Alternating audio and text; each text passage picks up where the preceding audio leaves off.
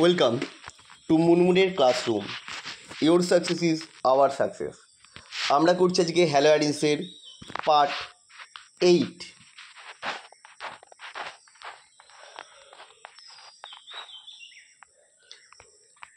একটা বিক্রিয়া দিয়ে দিয়েছে, NaNH2 তরল অ্যামোনিয়া দিলে কী হয়? HBr বেরিয়ে যায়, ফলে এক্ষেত্রেও HBr বেরিয়ে যাবে। দুটো যদি HBr বেরিয়ে যায় তাহলে কি হবে? ডবল বন্ড তৈরি, অপশান ডি। দুই থেকে দুটো HBr বেরিয়ে যাচ্ছে, ডবল বন্ড তৈরি হচ্ছে। এখানে কিন্তু কোনোভাবেই ট্রিপল বন্ড হওয়াটা সম্ভব নয়। ট্রিপল বন্ড হলে সুস্থিরতা নষ্ট হয়ে যাবে। এরপরে আসছে 26-এরটা, C7H8 কে। আচ্ছা, C7H8 যৌগটা কী আসলে? আসলে এটা হচ্ছে টলুইন, C6H5CH3। তাহলে একে যদি 3টে Cl2 দিই,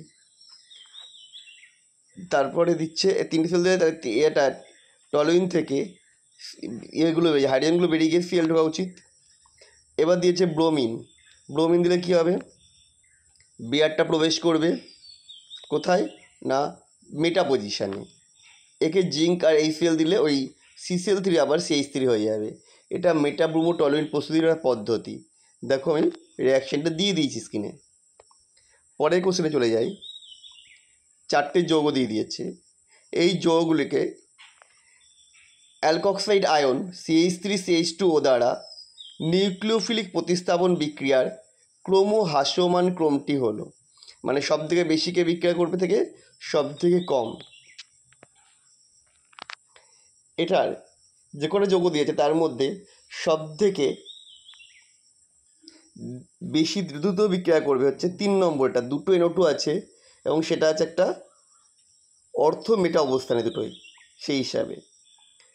তারপরে যেটা করবে সেটা হচ্ছে 4-এরটা, কারণ 4-এরটাতেও দুটো NO2 গ্রুপ রয়েছে, ডিঅ্যাক্টিভেটিং গ্রুপ। তারপরে যেটা করবে 1 আর 2, দেখো দুটো একটা করে রয়েছে, কিন্তু প্যারা অপেক্ষা মেটা অপেক্ষা অর্থর বেশি বিক্রিয়ার হারটা বাড়িয়ে দেয়, সেই হিসাবে 1, তারপরে হবে 2 সব থেকে কম বিক্রিয়া করবে। তাহলে হারটা কী হচ্ছে? 3, 4, 1, 2।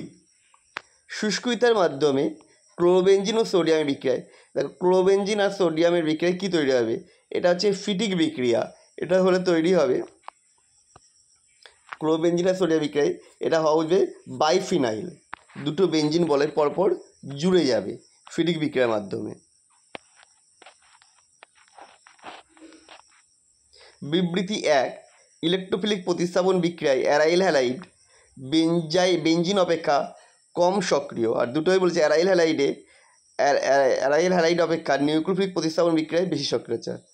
অ্যারাইল হ্যালাইড অ্যালকিল হ্যালাইড অপেক্ষা নিউক্লিওফিলিক প্রতিস্থাপন বিক্রিয়ায় বেশি সক্রিয়। এই দুটো বিবৃতির মধ্যে কোনটা সঠিক কোনটা মিথ্যা হবে? এটা হচ্ছে বিবৃতি 1 সত্য, কিন্তু বিবৃতি 2 মিথ্যা। প্রদত্ত কোনটিতে C বন্ড Cl বন্ধন সব থেকে দুর্বল থাকে? আচ্ছা, এটা হবে, দেখো যে কটা দিয়েছে সেগুলোতে প্রত্যেকটাতেই কার্বনের সাথে ক্লোরিন বন্ধন করে রয়েছে। এবার কার্বনের সাথে ক্লোরিন বন্ধন করলেও, এক সেকেন্ড, কার্বনের সাথে ক্লোরিন বন্ধন করলেও এবার দেখতে হবে এই বন্ধনটা কীরকম অবস্থায় রয়েছে। ঠিক করে নিই, কীরকম অবস্থায় রয়েছে। দেখো এখানে আছে দুটো ডবল বন্ড, একটা বেনজিনেরটা সব থেকে শক্তিশালী অবস্থায় রয়েছে, দুর্বল নয়। কারণ ক্লোরিনের নিঃসরণ যখন বেনজিন বসে রেজোনেন্স করতে পারছে। ঠিক একইভাবে কিছুটা রেজোনেন্স করছে বিতেও। আর সিতে যেটা হচ্ছে, সিতে ডবল বন্ড মানে sp2 কার্বনের সাথে Clটা যুক্ত রয়েছে, ফলে ওখানে তড়িৎচুম্বকতা বেশি হওয়ার জন্য বন্ধনটা তুলনামূলক সমযোজী বেশি হচ্ছে। সেই হিসেবে অপশান ডিটা হবে সব থেকে দুর্বল, কারণ সিঙ্গেল বন্ডে রয়েছে, মানে sp3 কার্বনের সাথে যুক্ত রয়েছে, সেই কারণে ওটা সব থেকে দুর্বল। SN1 বিক্রিয়ায় A ও B যৌগের আদ্যবিশের হারের ক্ষেত্রে কোন তথ্যটি সঠিক? এখানে দেখো অনেক কটাই তথ্য দিয়েছে, এদের মধ্যে কোনটা সহজ, এক সেকেন্ড, 4টে তথ্য দিয়েছে, 4টে তথ্যের মধ্যে কোনটা সঠিক। একটা এ আছে, একটা বি যৌগ আছে। এখানে বি হবে এর থেকে দ্রুত বিক্রিয়া করবে। কেন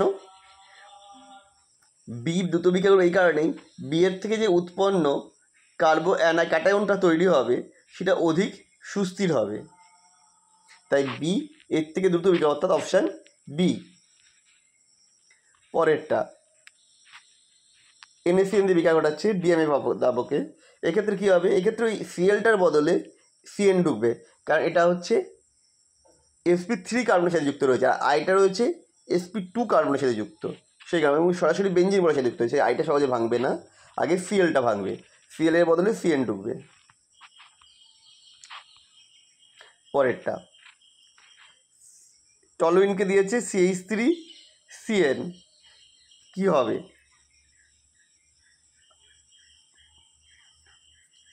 এটা যে কটা দেওয়া আছে আমার মনে হয়েছিল একটাও হওয়ার উচিত নয়, কারণ এখানে সিএল দেয়নি, দিয়েছে NaCN। যদি সিএল দিয়েই করতে হয় তাহলে সেক্ষেত্রে এটা হয়ে যাবে CHCl2, অর্থাৎ অপশান সি হওয়া উচিত।